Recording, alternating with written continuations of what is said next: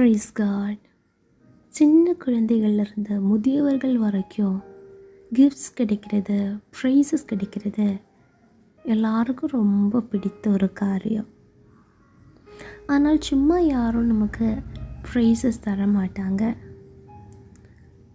ஒரு பந்தயத்தை எடுத்து பார்த்தால், ஒரு விளையாட்டை எடுத்து பார்த்தால், அதில் நம்ம நல்ல முறையில் பார்ட்டிசிபேட் பண்ணும்போது தான் நமக்கு அந்த வின்னர் என்கிற பதவியும், அதோடு கூட ப்ரைஸஸோ, ட்ராஃபீஸோ, மெடல்ஸோ எல்லாம் நமக்கு கிடைக்கிறது. ஆனால் அதுக்கு ஸ்ட்ரிக்டான ஒரு டிசிப்ளின் நம்ம ஃபாலோ பண்ண வேண்டியது இருக்கிறது.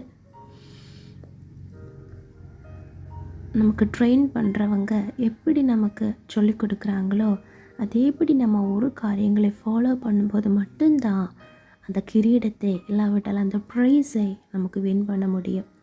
ஆனால் இந்த உலகத்தில் நம்ம பெற்றுக்கொள்ளுகிற ஒவ்வொரு கிரீடங்களும் அது அழிந்து போகிறதா இருக்கிறது. அது என்றென்றைக்கு நிலையில் இருக்கிறது அல்ல.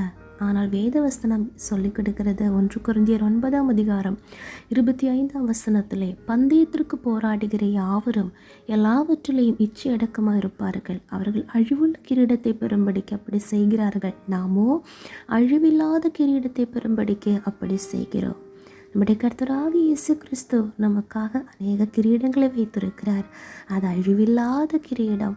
அழிவில்லாத கிரீடத்தை நித்தியராகி தேவனுடைய கையிலிருந்து வாங்க வேண்டும் என்றால் நாமோ ஸ்ட்ரிக்டான ஒரு டிசிப்ளின் ஃபாலோ பண்ண வேண்டும். இச்சை அடக்கமுள்ளவர்களாக இருக்க வேண்டும். ஆவிக்குரிய வாழ்க்கையில் நாம் பார்க்கும்போது பெரியவர்கள், முதியோர்கள், ஊழியக்காரர்கள், தேவனை பற்றி அறிந்தவர்கள் நம்மிடத்தில் ஒவ்வொரு காரியங்கள் ஸ்ட்ரிக்டாக சொல்லும்போது நமக்கு கொஞ்சம் வருத்தமாக இருக்கும். ஐயோ, எப்போ இப்படி சொல்கிறாங்களே, எப்போ டிஸ்டர்ப் பண்ணுறாங்களே, மைண்டு டிஸ்டர்ப் பண்ணுறாங்களே என்று நமக்கு இருக்கும். ஆனால் அந்த ஸ்ட்ரிக்டான அந்த டிசிப்ளின்ஸை நம்ம ஃபாலோ பண்ணும்போது நம்முடைய வாழ்க்கையில் அது ஆசீர்வாதமாக இருக்கும். மற்றவர்கள் சொல்லும்போது மட்டுமல்ல, நாமே நம்முடைய இச்சைகளை, நம்முடைய சுய காரியங்களை அடக்கி கொண்டு தேவனுடைய சித்தத்தின்படி வாழ ஒப்பு கொடுக்க வேண்டும். வேத புத்தகத்தை நாம் பார்க்கும்போது 5 விதமான கிரீடங்களை அங்கே சொல்லப்பட்டிருக்கிறது. ஆனால் எந்த கிரீடமானாலும் சோதனையை சகித்தால், மரண வரைந்த உண்மையுள்ளவராக இருந்தால், ஏதாவது நம்ம கிறிஸ்துவுக்காக சகிக்கும்போது, அவருக்காக நான் வாழ முற்றிலுமாக ஒப்பு கொடுக்கும்போது மட்டும்தான் அவரிடத்துல இருந்த அந்த அழிவில்லாத, அந்த வாடாத, அந்த மகிமையான ஜீவ கிரீடத்தை நம்மால் பெற்றுக்கொள்ள முடியும்.